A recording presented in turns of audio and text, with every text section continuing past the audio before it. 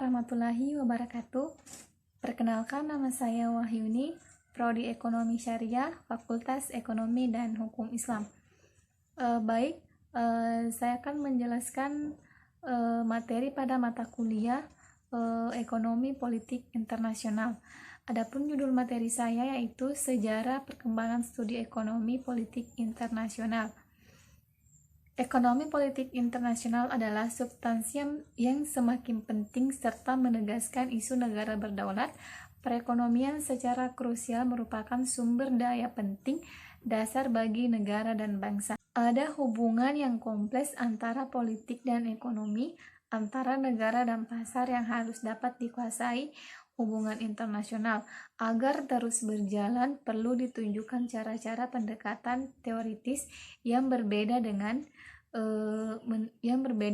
tentang mendekati hubungan antara politik dan ekonomi.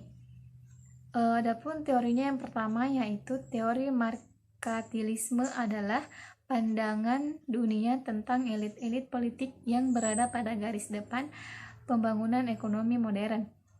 Merkantilisme melihat perekonomian internasional sebagai arena konflik antara kepentingan nasional yang bertentangan daripada sebagai wilayah kerjasama dan saling menguntungkan.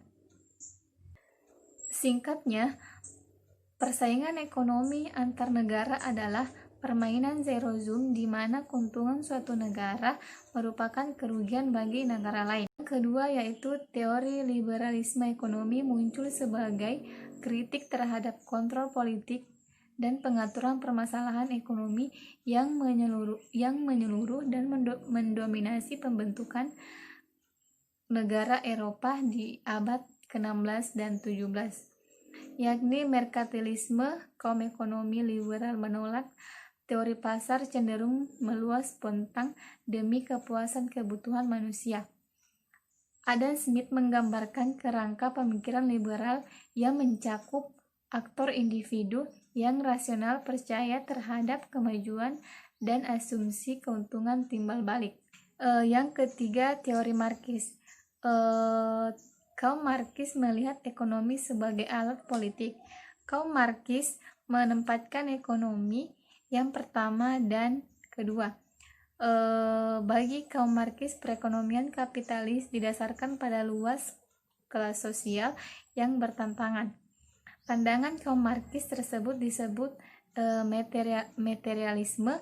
Hal ini didasarkan pada pernyataan bahwa aktivitas ini dalam masyarakat manapun harus dengan cara-cara bagaimana manusia menghasilkan alat-alat ekstensinya.